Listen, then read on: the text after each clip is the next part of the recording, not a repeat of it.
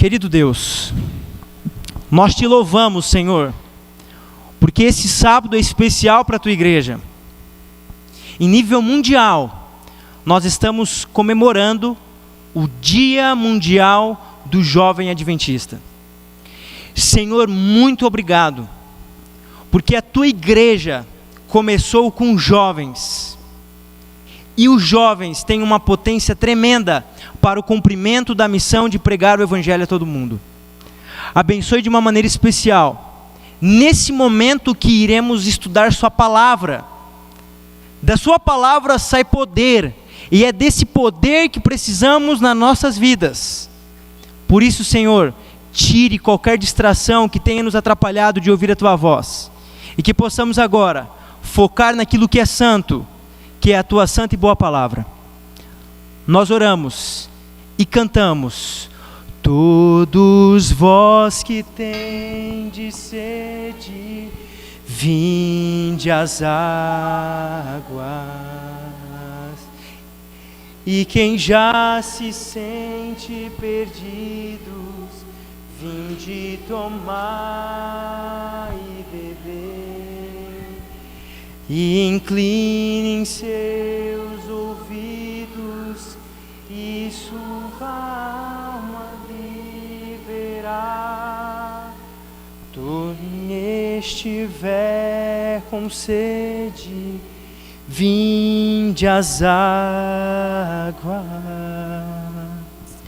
Amém. Amém. Pedir por gentileza para a sonoplastia colocar a apresentação aqui. O título do nosso sermão é Para Onde Iremos? Qual que é a música tema dos últimos 2 anos do Ministério Jovem? Nós cantamos aqui, é Eu Vou. Mas você já fez essa pergunta para você?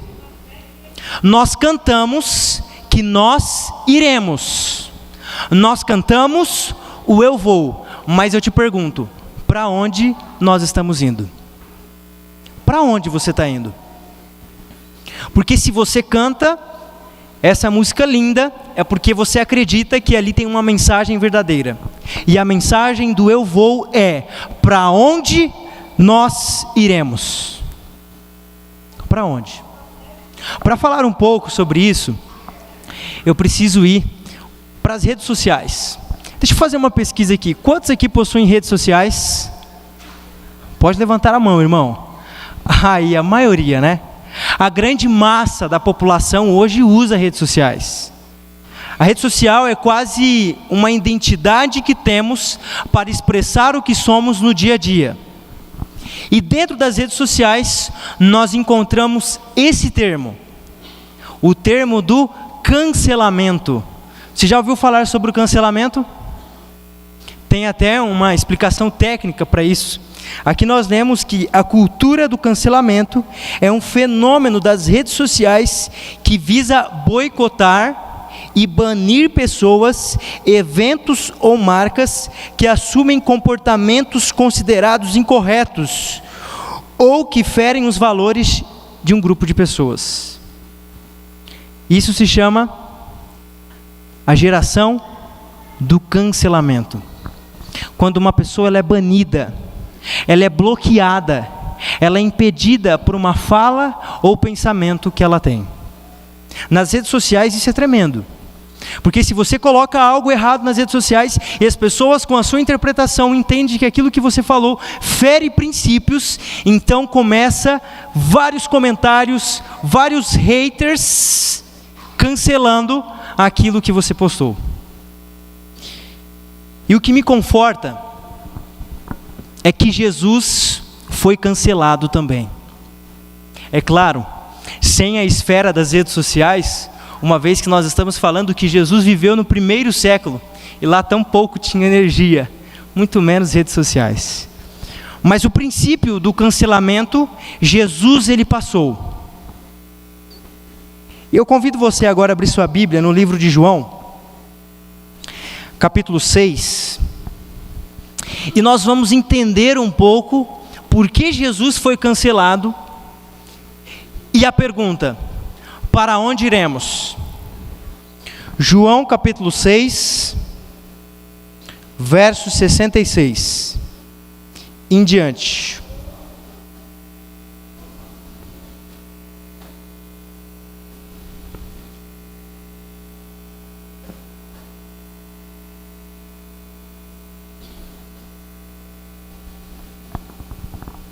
João 66, 6, verso 66 ao 69, nós iremos ler.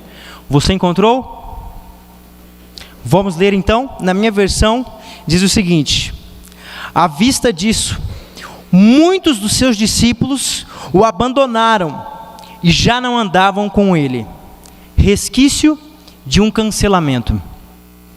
Verso 67. Então, perguntou Jesus aos 12: porventura, quereis também vós, outros, retirai-vos? Respondeu-lhe Simão Pedro, e aqui é o clímax da pergunta do nosso estudo de hoje: Senhor, para quem? Em algumas versões nós encontramos: Senhor, para onde iremos? Tu tens as palavras da vida eterna, e nós temos crido e conhecido que Tu és o Santo de Deus. Senhor, para quem? Senhor, para onde iremos depois de um episódio tremendo de cancelamento? Para entendermos melhor essa pergunta e o contexto no qual ela é feita, nós precisamos voltar para o nosso tempo e entender que nós estamos vivendo uma geração. Vamos ver se passa aqui.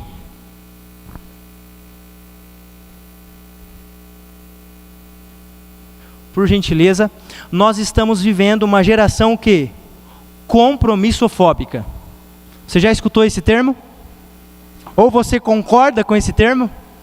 Você concorda que as pessoas têm fobia de compromisso? Sim ou não? A geração atual não gosta de compromisso. Por exemplo, quem aqui está casado há mais de 30 anos? Levante sua mão e manifeste essa bênção. Amém por isso. Quem está casado aqui há 40 anos? Temos? Amém, amém. Tem alguém aqui com mais de 50 anos? Uau, ixi, irmão, vou parar de perguntar, senão vai... 60 anos, alguém? Olha aí.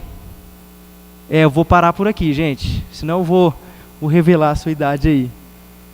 Mas o fato é, para um casal que casou há 50 anos atrás, e para um casal que casou há 1 ano atrás, existe uma diferença em um voto matrimonial. E esse voto é: até que a morte me ou nos separe.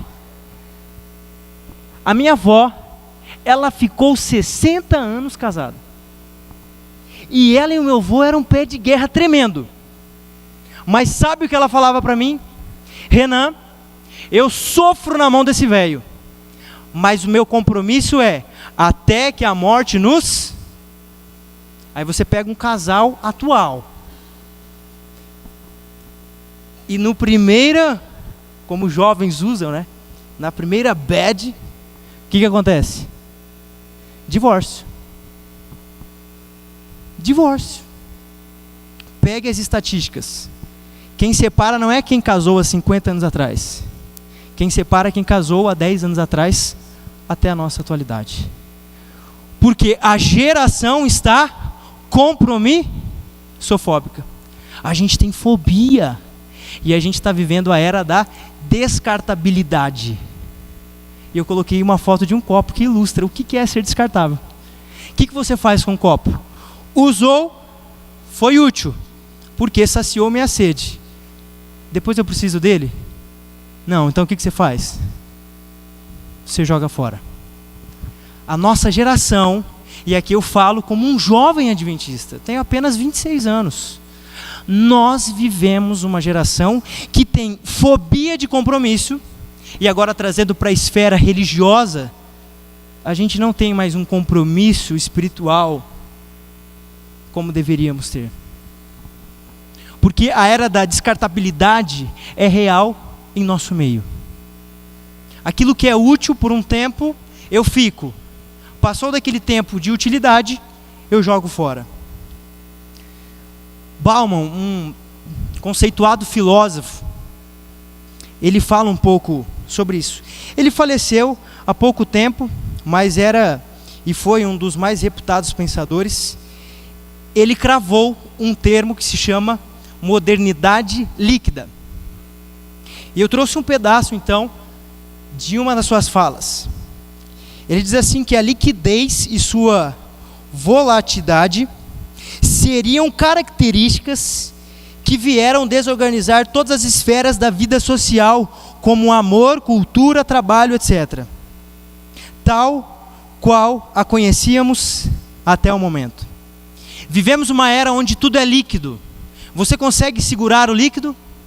Se você coloca sua mão debaixo de uma torneira, o que vai acontecer? A água vai escorrer. A gente não consegue pegar as coisas e ficar por muito tempo. Porque a nossa esfera social está vivendo a modernidade líquida. Onde tudo se passa. Onde tudo é líquido. Nada tem raiz. Porque as coisas vêm e vão sem nenhum compromisso. E é nesse contexto que nós estamos falando que Jesus foi cancelado. E aqui eu trouxe uma imagem para você que eu acho que ilustra muito bem o que é a compromissofobia. Preste atenção. Eu não sei se dá para ver porque essa foto é um pouco antiga, mas nós temos aqui um vendedor da Pepsi. Dá para ver aí, né? Tá vendo? E olha o que o miserável está tomando. Coca-Cola. Quando eu vi essa imagem, eu falei, meu pai do céu, que falta de compromisso com a marca. O cara não tem nem a cara de pau de estacionar um carro da Pepsi, com o uniforme da Pepsi, e agora tomando Coca. Esses dias eu estava pregando esse sermão, e um jovem disse, eu entendo esse cara, Pepsi é ruim. Não vou entrar no mérito, tá? De qualidade. Mas eu estou dizendo que essa imagem, ela ilustra o quê? A falta de compromisso com a marca. Mas não para por aí não, porque aconteceu ao contrário. Esse eu não consegui encontrar a foto, porque aconteceu muito tempo, mas lá no Acre, na capital, Rio Branco. Quantos aqui tiveram uma cybershock? Isso demonstra uma coisa, você está experiente. Talvez a geração nem sabe o que é uma cybershock. Mas o fato é, não sei se dá para ler, né? Mas diz que vendedor da Coca foi demitido por beber o quê? Pepsi. Então na outra imagem a gente vê o contrário, né? O vendedor da Pepsi tomando Coca. E no ano de 99, o vendedor da Coca foi mandado embora por tomar Pepsi. Aí o jovem falou assim para mim, esse eu não entendo. Como pode largar a Coca para Pepsi? Mas enfim, seu pensamento jovem. A história conta que o vendedor da Coca, ele estava... É transmitido aqui? Ao vivo não. Não, mas não vou falar nada de errado não. O vendedor da Coca, ele estava ali vendendo Coca. Então, o seu gerente da Coca passou na frente de um estabelecimento, não sei se era uma conveniência, um bar, enfim, e com uma cybershock ele tirou a foto. E no regulamento da Coca diz que se o funcionário ele é pego tomando qualquer outra marca, ele vai então ser demitido. Essas histórias é claras ao demonstrar que vivemos uma era da compromissofobia. Você tem fobia de compromisso. A gente não gosta de compromisso, porque compromisso exige andar uma segunda milha. Mas agora eu volto para a Bíblia. E para nós entendermos a pergunta de Pedro, no verso 67, Senhor, mas para quem iremos, para onde iremos? Nós temos que ir lá para o começo do capítulo. Então volte os seus olhos aí em João capítulo 6, só que agora nós vamos então ler a partir do verso 1, para nós entendermos o contexto da pergunta de Pedro. Nós vamos ler do 1 ao 7 e vamos ir por etapas. Diz assim: depois dessas coisas, atravessou Jesus o mar da Galileia, que é o de Tiberíades. Seguia-o, numerosa multidão, porque tinham visto os sinais que ele fazia na cura dos enfermos. Então, subiu Jesus ao monte e se assentou ali com os seus discípulos. Verso 4, ora, a Páscoa, festa dos judeus, estava próxima. Então Jesus, erguendo os olhos e vendo que grande multidão vinha ter com ele, disse a Filipe: Filipe, onde compraremos pães para dar-lhes a essa multidão? Mas dizia isso para experimentar. Ou seja, essa pergunta de Jesus tinha uma intencionalidade, porque ele bem sabia o que estava para fazer. E verso 7, o Felipe, ele escuta esse pedido e eu penso que ele ficou um pouco desesperado, né? Ele diz assim: tá, mas não lhe bastariam 200 denários de pão para receber cada um seu pedaço? Não foi eu que apertei aqui não, né? Ah não, é só lá atrás. Jesus multiplicando pães e peixes, um dos maiores milagres de Jesus, o milagre que mais havia gente ali, porque a Bíblia traz a informação de que havia na multidão quantas pessoas? 5.000 homens. O censo daquela época era realizado pela figura masculina. Se nós usarmos a lógica de que cada homem tinha uma esposa, esse número de 5.000 vai para quantos? 10.000. E se nós usarmos uma lógica ousada de que cada um tinha um filho, esse número vai para 15.000 pessoas. E aí Jesus olha para Filipe e fala: Filipe, é o seguinte, ó, crente com fome não escuta a mensagem. Já aconteceu isso com você? Gente, sábado de manhã o pregador não acaba e eu estou com fome. E aí a minha barriga pensa mais do que minha cabeça. Então Jesus, como um excelente evangelista, ele diz assim: peraí, para mim continuar discipulando esse povo, primeiro eu tenho que encher a barriga deles. Porque o crente com a barriga vazia não funciona. Isso é científico quase, né? A gente... Tem até algumas pessoas que dizem que nós não bebemos, mas nós comemos por aquilo que não bebemos. E quando você passa pelo processo do rebatismo ou do batismo, você então ganha um novo estômago. E o crente muitas vezes pensa mais pela barriga do que pela cabeça. Então Jesus foi claro: Pedro, precisamos alimentar essa multidão. Mas aqui fica claro que Jesus, ele tinha uma intencionalidade por detrás daquela pergunta. Mas uma coisa é você estar em São Paulo, e eu sou paulista, tenho famílias que conheço e tenho parentes familiares na capital. E na capital de São Paulo nós temos padarias 24 horas.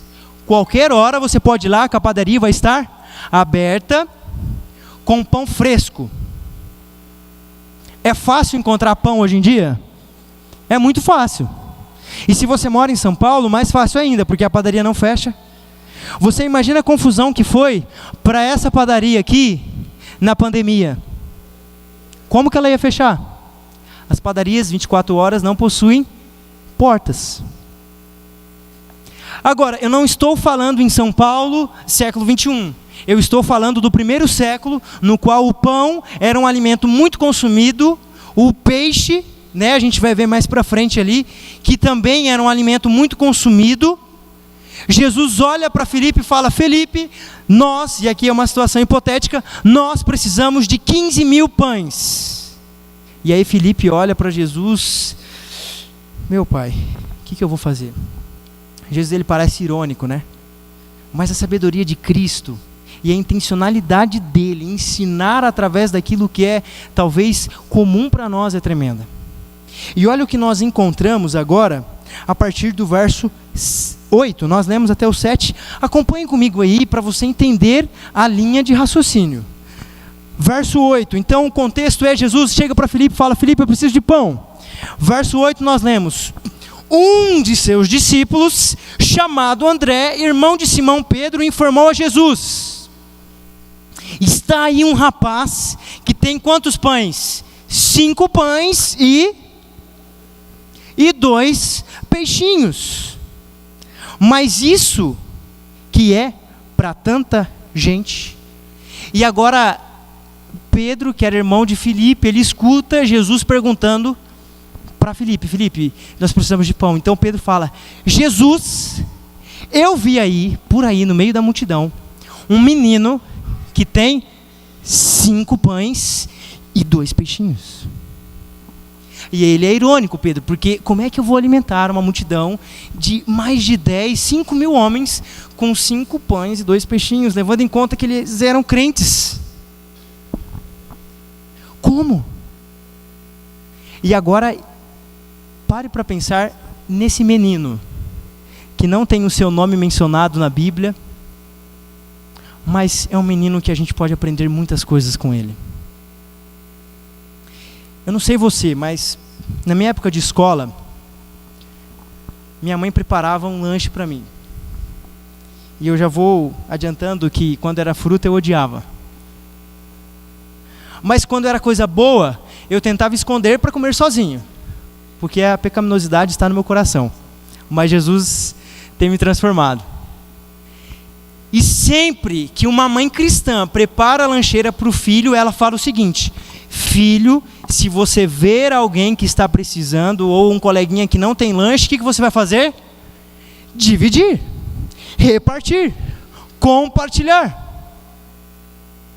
E agora aquele menino, numa multidão, com 5 pães e 2 peixinhos, tem a missão de compartilhar o pouco que ele tinha com aquela multidão. Olha o que nós lemos no verso 12.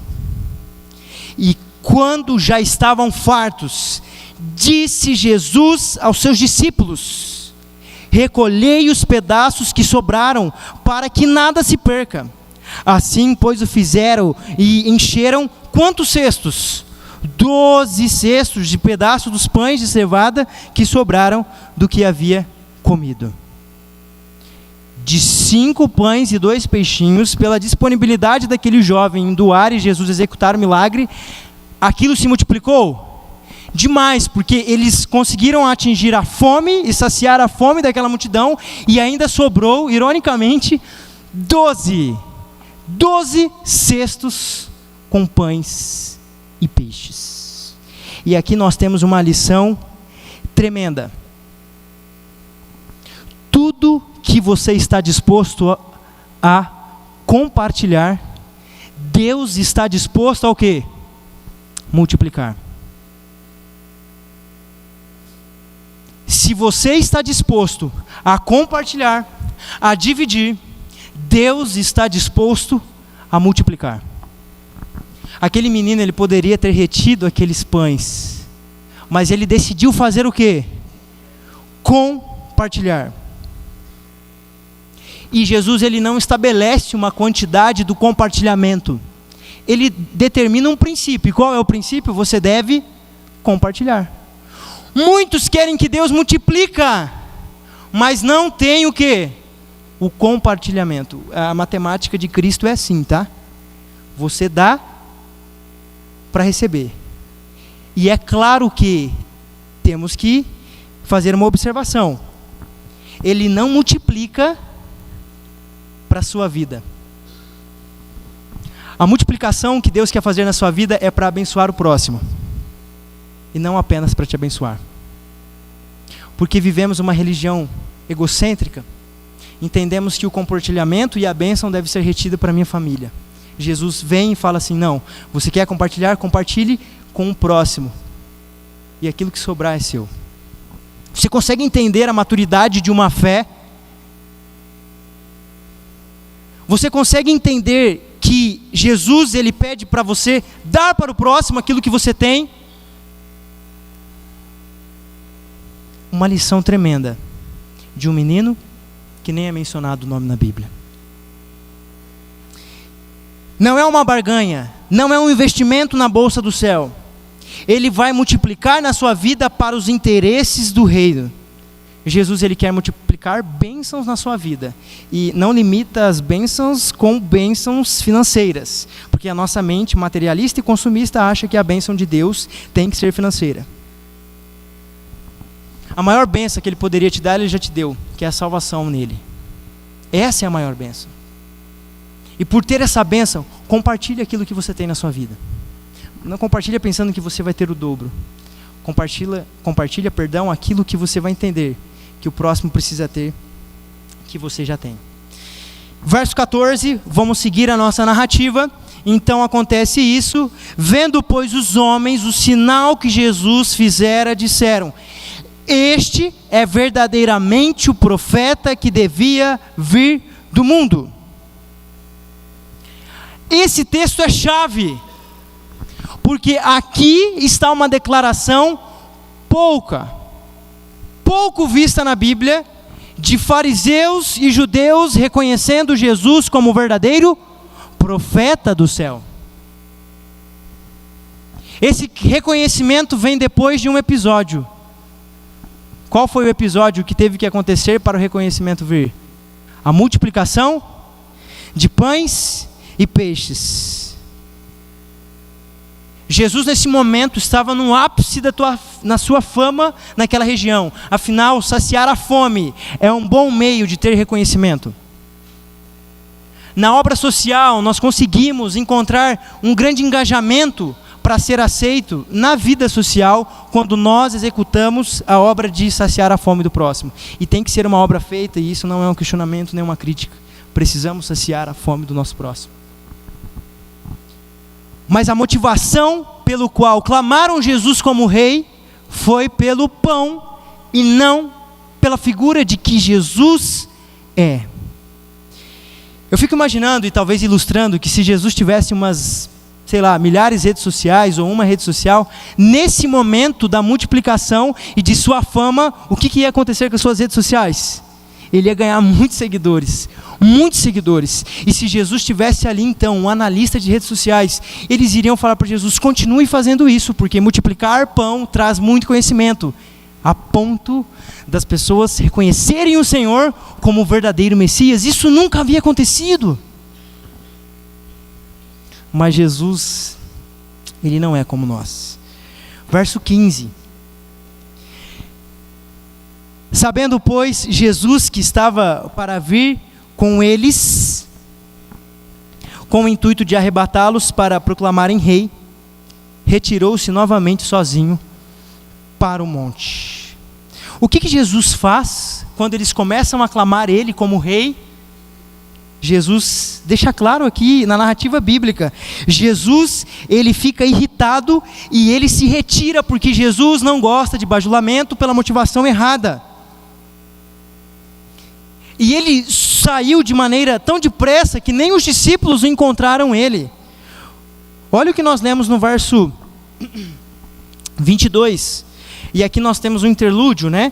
Porque do verso 16 ao verso 21, Jesus então ele se retira e os discípulos não sabem onde Jesus estava, e ele se retira porque ele estava chateado e magoado pela popularidade tendenciosa, negativa que estava acontecendo na vida dele. Então ele se retira, os discípulos pegam um barco e vão para o meio do mar.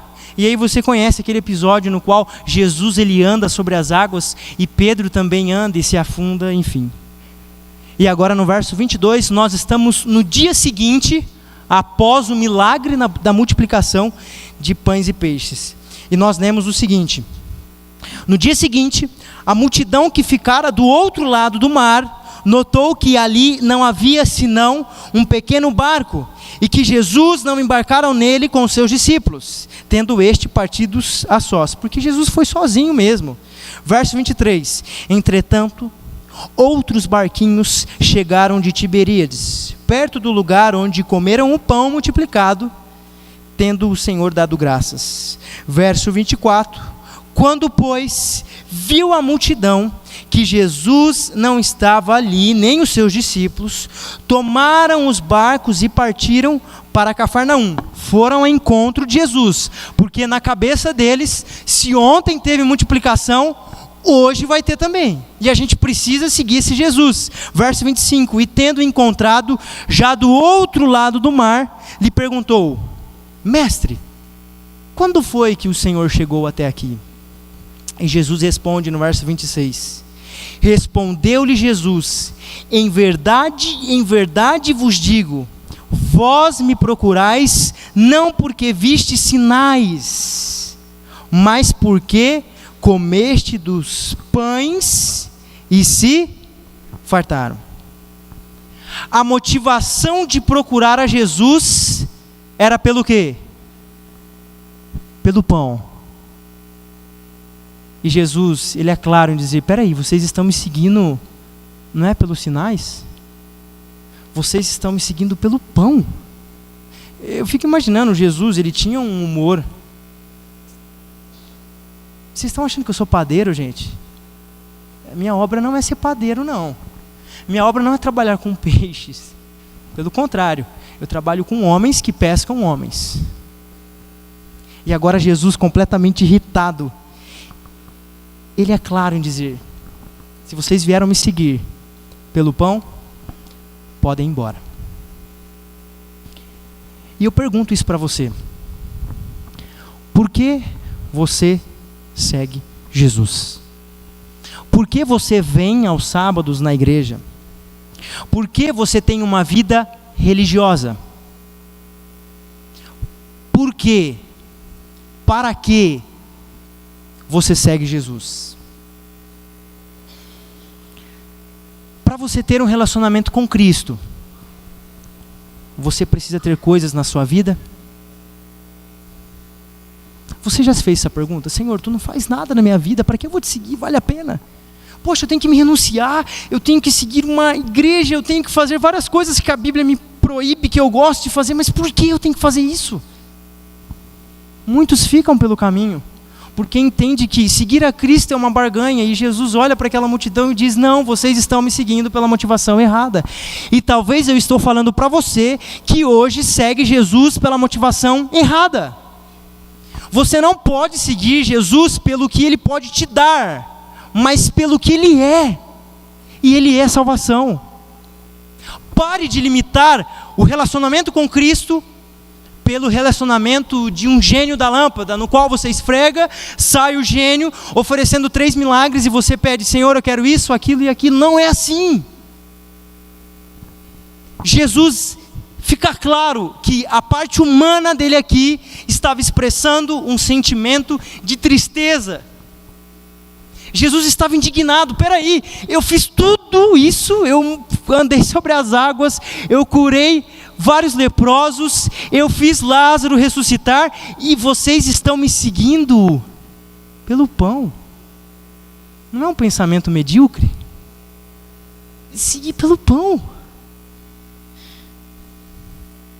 E agora Jesus, se ele tivesse um Instagram da vida, dislike, dislike, dislike, dislike, um follow, porque ele não estava agradando mais a multidão. Porque Jesus aqui não veio para agradar as minhas vontades. Jesus veio aqui para agradar um único ser. E qual foi esse ser?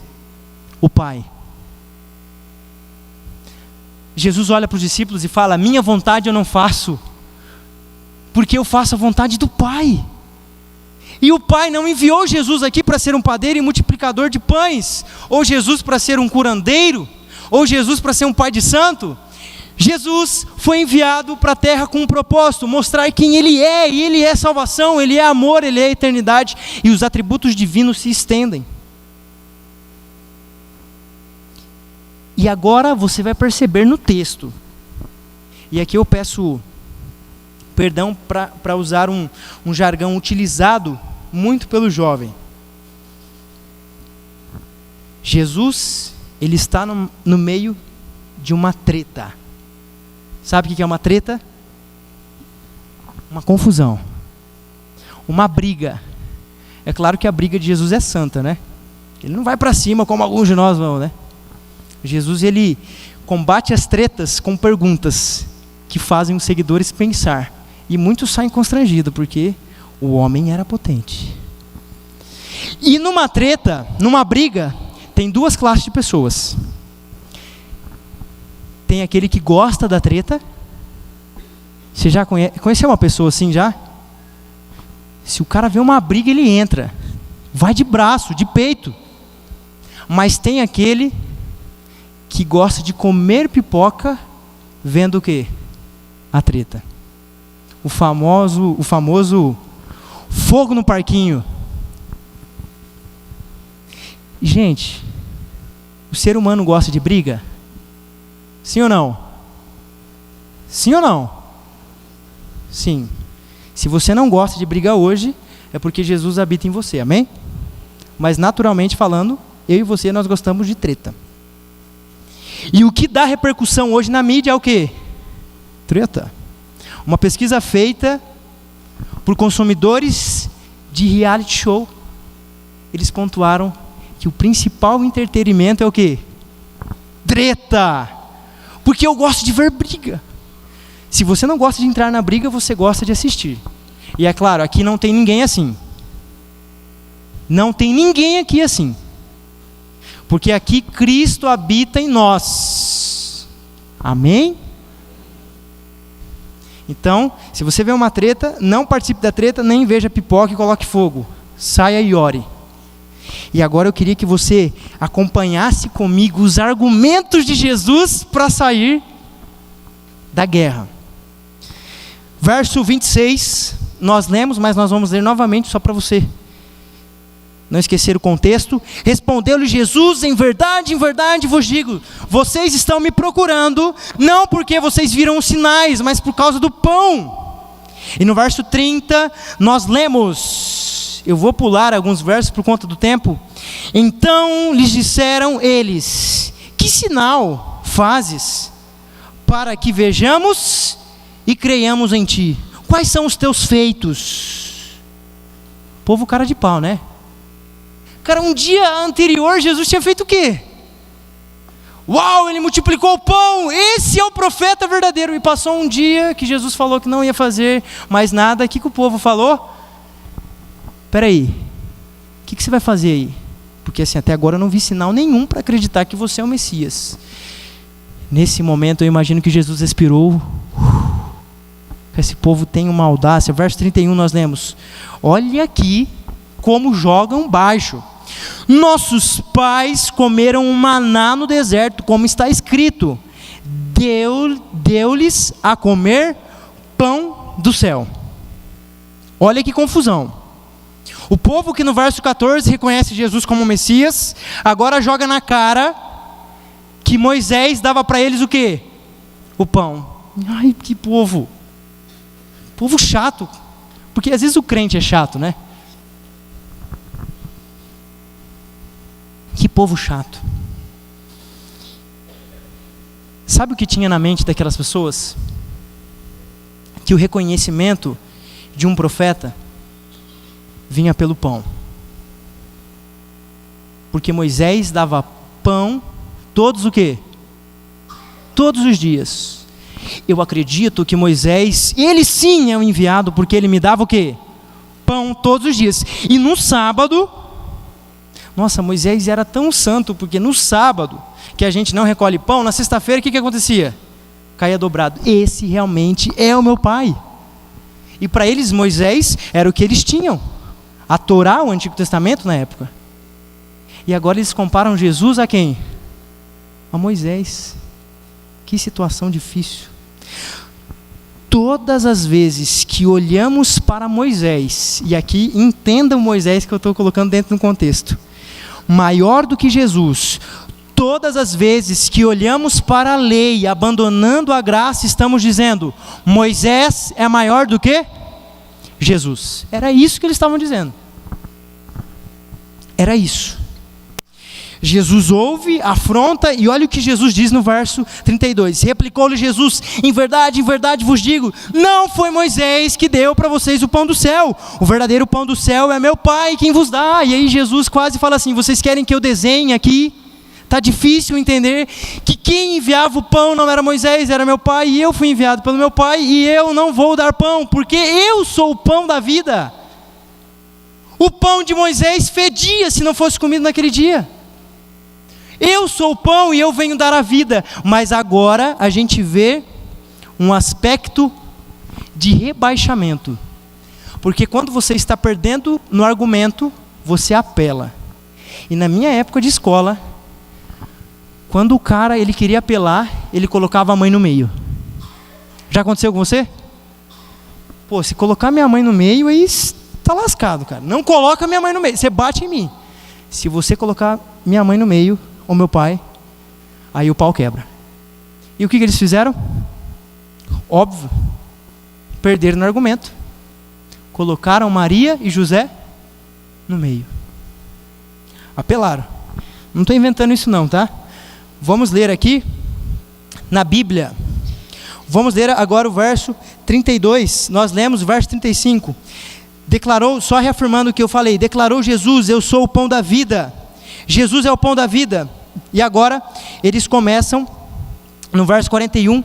Murmuravam, pois, dele, os judeus, porque diziam: Jesus está falando que é o pão da vida? Como assim? E agora no verso 42, a maior apelação que o ser humano pode fazer para o outro, colocar a mãe no meio. Verso 42, e diziam: este aí não é o filho de quem? De José? Espera aí, esse aí não é o filho de José, não? José é aquele que casou com aquela que já estava grávida. Você é filho de José? O carpinteiro, uma profissão de mera expressão na época. Mas eles vão além, né? Porque acaso não conhecemos o pai e a mãe? Espera aí, nós não conhecemos que ele veio de Maria, aquela que se dizia virgem, mas engravidou? Apelação ou não é apelação? Muita apelação. E agora nós lemos a partir do verso 62, e aqui eu vou correr por conta do tempo. Que será, pois, se vocês virem o Filho do Homem subir para onde primeiro estava? Jesus fala assim: peraí, se vocês estão escandalizando comigo, que estou me denominando o pão da vida, meu Pai, a hora que vocês virem eu subindo do lugar de onde eu desci, aí vocês vão se escandalizar. Jesus ele começa então a argumentar. Jesus ele entra nessa discussão e ele começa a perder seguidores. Jesus ele perde seguidores, porque olha o que diz no verso 66. À vista disso, muitos dos seus discípulos, o que fizeram? O abandonaram e já não andavam com ele. Jesus ele entra na discussão, ele usa teologicamente aquilo que deve ser usado, e agora Jesus ele começa a perder discípulos, porque aqueles discípulos estavam seguindo Jesus pelo aquilo que ele poderia oferecer, não pelo pão da vida que ele era.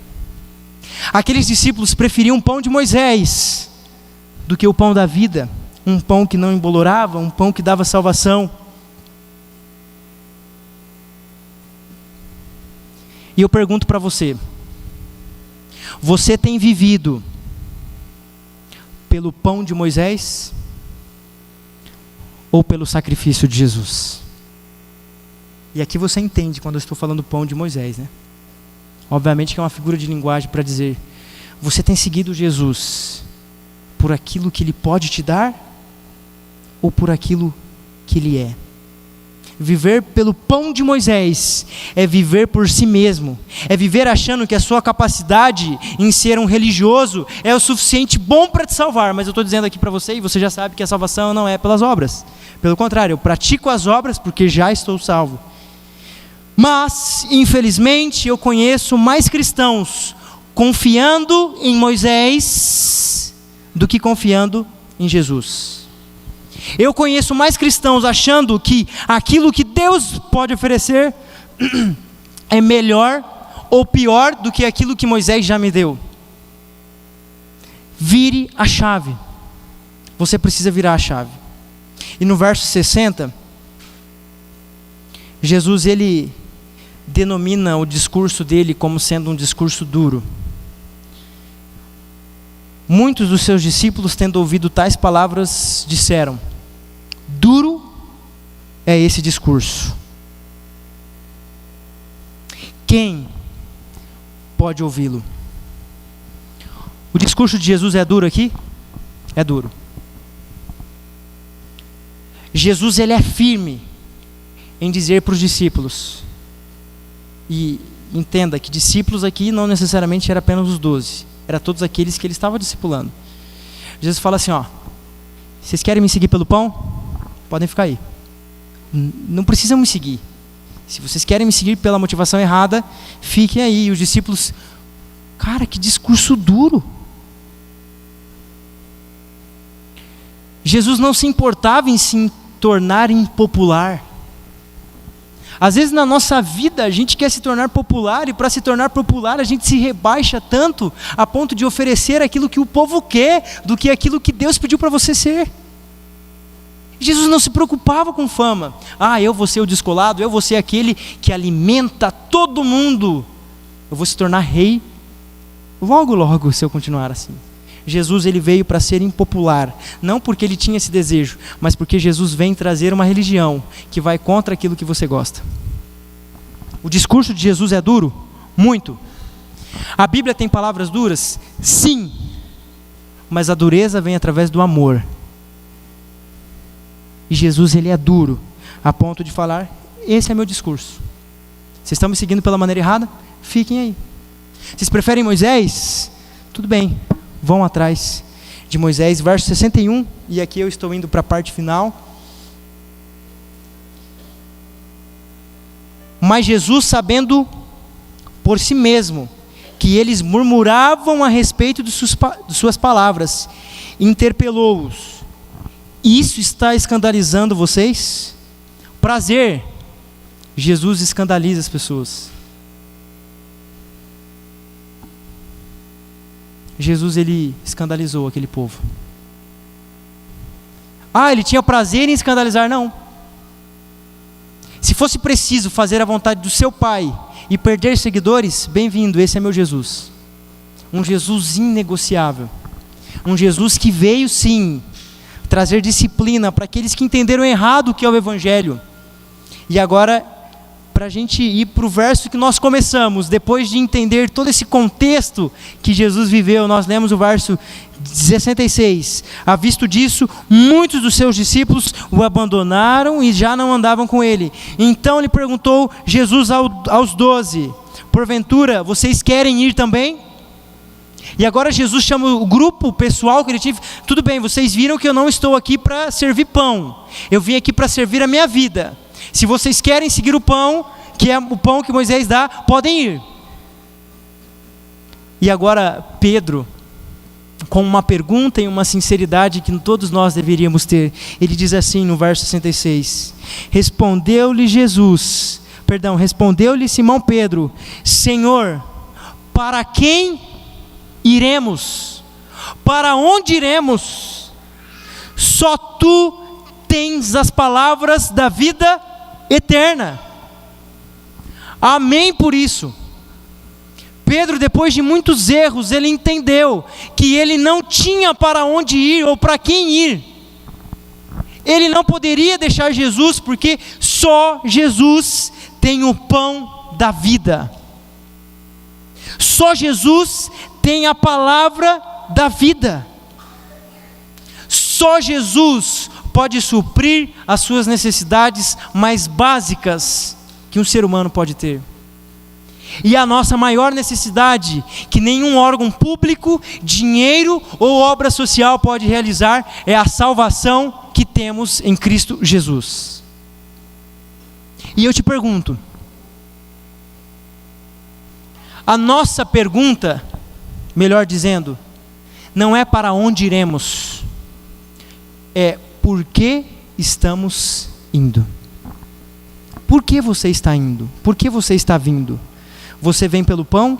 você vem pelo aquilo que Jesus pode te oferecer, e você entende aqui, materialmente falando, ou você vem a Jesus pelo que Ele é? Jesus, Ele é o pão da vida.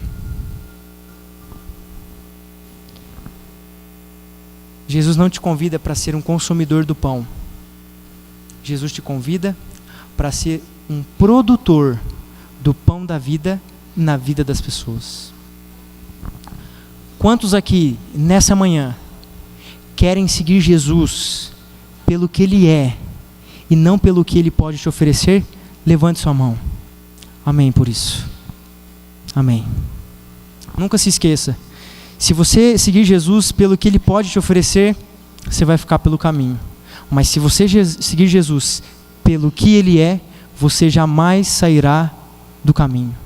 Afinal, Pedro responde: Senhor, para quem eu vou? Nesse momento eu queria convidar o Ministério de Louvor para nós louvarmos a Deus e dizermos para Ele que Ele é o pão da vida.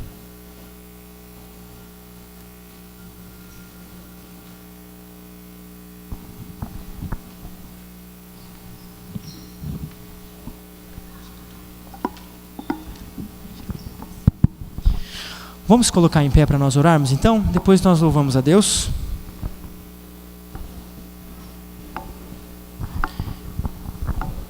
Oremos. Querido Deus, muito obrigado, Senhor, por esse sábado. O sábado do dia do jovem adventista.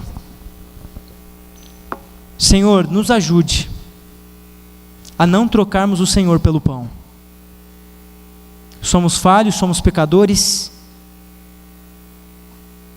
Muitas vezes estamos aqui pela motivação errada, mas o Senhor tem poder de transformar todos os corações aqui.